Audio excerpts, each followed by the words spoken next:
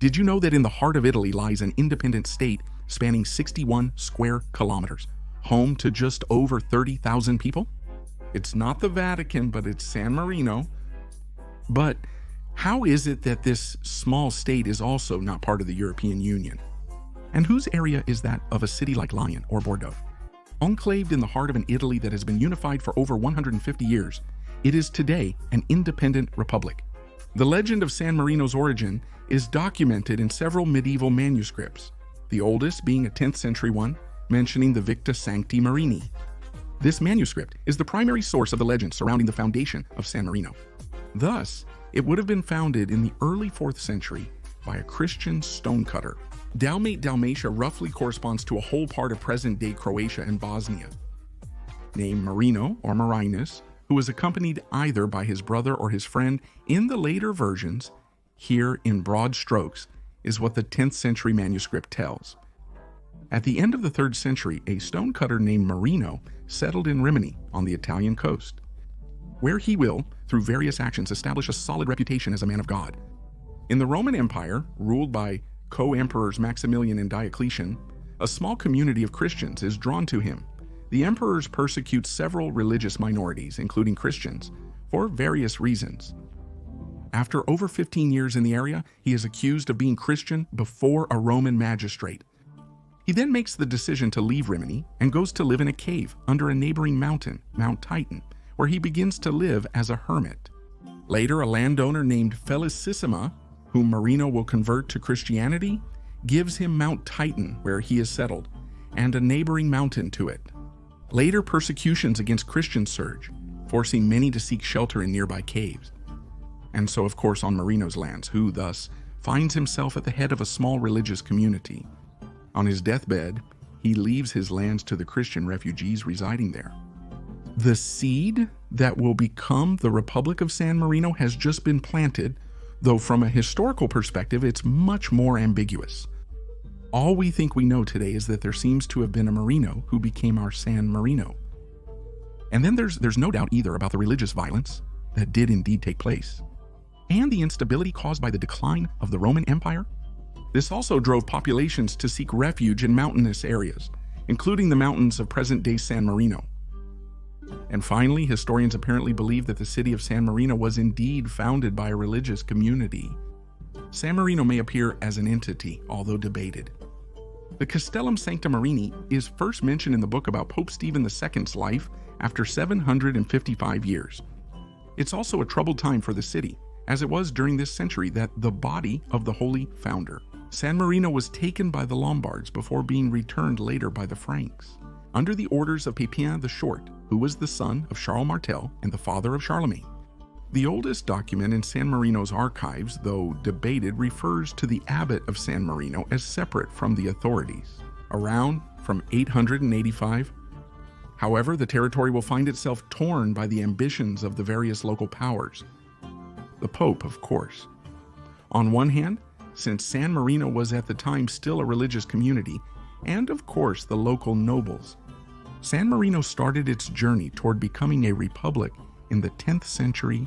As the city fortified itself against the dangers of the era, the population gradually freed itself from religious authority, reaching a peak in the 13th century. San Marino is governed by a general council consisting of family heads. The council elects 2 of its members as consuls. Simultaneously, San Marino establishes its legal code and declares itself a free commune. The city-state of San Marino will then expand, not by force of arms, but simply by buying land from its neighbors, allowing its population to continue its growth. The territory over which the authority of the city-state extends does not then exceed 26 square kilometers, which is less than half of its current area and equivalent to the area of a city like Orleans. The 13th century was a troubled time for the region. San Marino relies on a militia formed by able-bodied male inhabitants aged 14 to 60 who can be mobilized when needed, which represented, at the time, at most 500 men. This meant that the small city-state had no choice but to depend on a strong defense, embodied by the powerful fortifications, a large part of which is still visible today, which made the capture of the city difficult and frankly costly.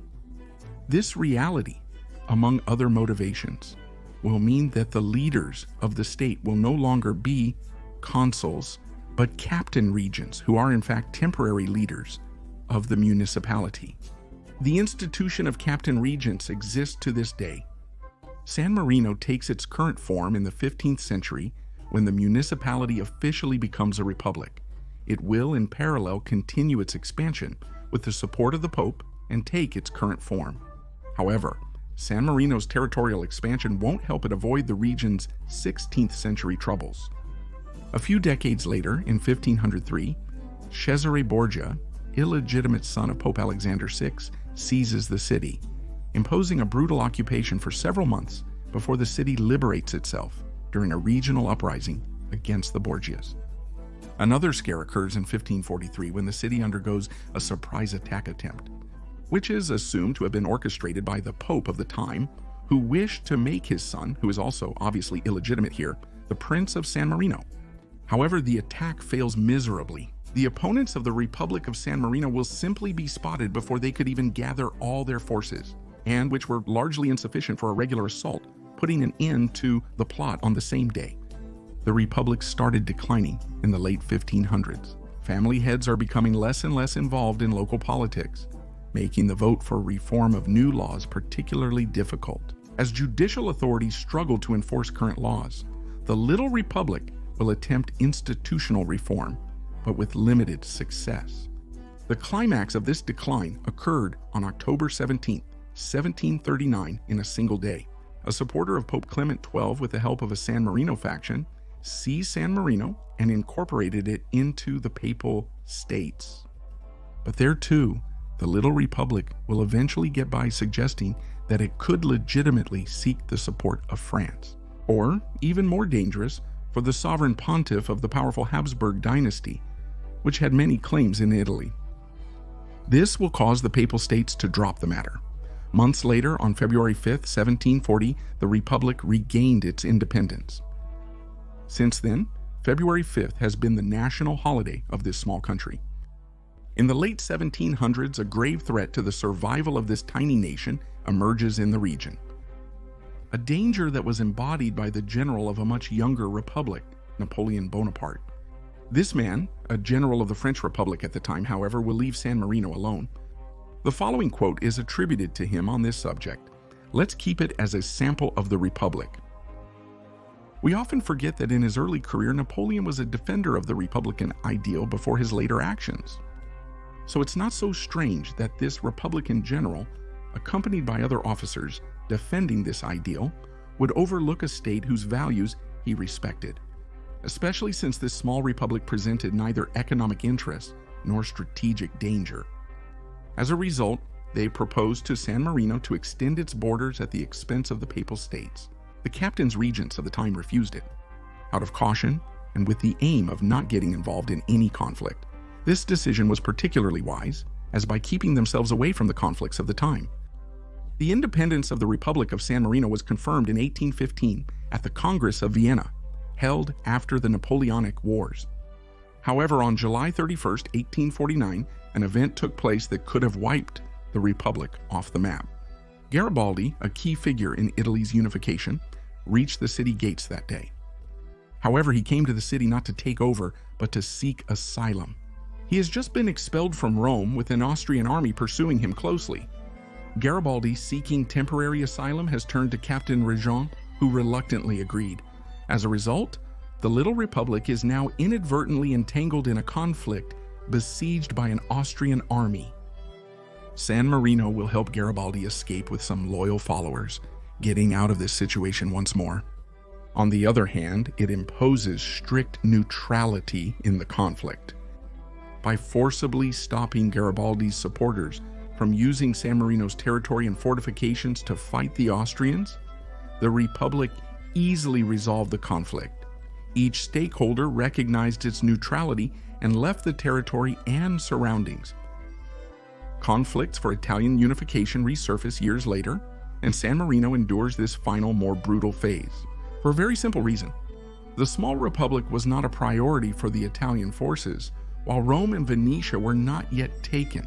One hypothesis also suggests a possible guarantee of San Marino's independence by Napoleon III at France, which was also involved in the conflict. While the last hypothesis is debatable, the unification of the Kingdom of Italy was proclaimed in 1861.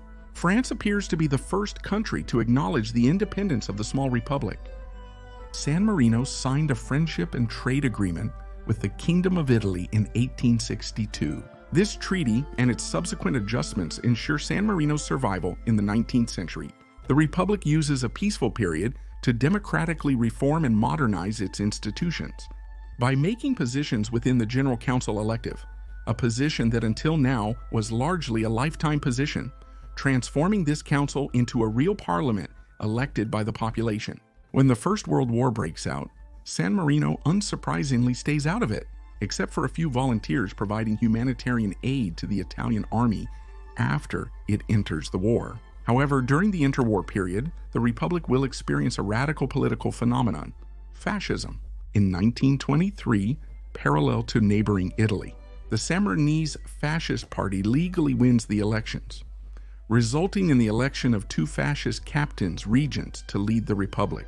During this period, it will move closer to Mussolini's fascist Italy, without joining it when the Second World War breaks out. In fact, San Marino declares its neutrality and does not send a single soldier to fight alongside the Italian army. Mussolini's Italy collapses due to military setbacks and other factors, leading to German occupation of the region. The Republic receives a visit from German Marshal Erwin Rommel in 1943. Subsequently, San Marino's neutrality is renewed primarily because the Republic does not represent any specific interest. There was minimal danger as the army only had around 100 men at the time, equipped with an insufficient number of outdated rifles from the late 19th century, as well as 4 old cannons without matching ammunition. However, war reaches San Marino on June 26, 1944, when South African and British bombers drop over 250 bombs on the Republic. As a result, false information had indicated to them that the Germans had taken over the small enclave and had settled there.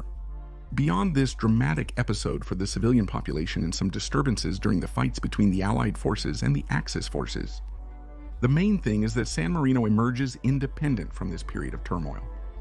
However, the Republic will again face a radical political phenomenon in the post-war period. Communism? And yes, she will have done them all. So to be precise, it was a coalition of socialists and communists who won successive elections there too in a completely legitimate way and stayed in power until 1957. There were communist captain-regents just a few years after fascist captain-regents had led the Republic. The coalition's dissolution in 1957 sparked a major political crisis in the Republic, which was resolved within the year, allowing San Marino to resume more serenely, and this time away from radical political currents, the course of its history. As for women's suffrage, it was granted in 1960 and since 1973. These women also have the right to eligibility, that is, the possibility of being elected. The Republic of San Marino is currently governed by the 60-member Grand Council, which functions as its parliament. Renewed every 5 years by election and presided over by 2 captain-regents, elected every 6 months by the Grand Council. And who are the heads of state and government? Finally, San Marino is not part of the European Union, but has many agreements with it. It is thus part of the European Union's customs union and has a monetary agreement that allows it to use the euro. However, the Republic joined the Council of Europe in 1988 and then the United Nations in 1992. Thanks for watching. Subscribe and give a thumbs up if you liked it. And don't hesitate to ask me your questions in the comments. I also thank videographer Niels on the Road for the magnificent drone shots. As you saw in the video linked in the description, I'll catch up with you soon for the story of Andorra, the next small country.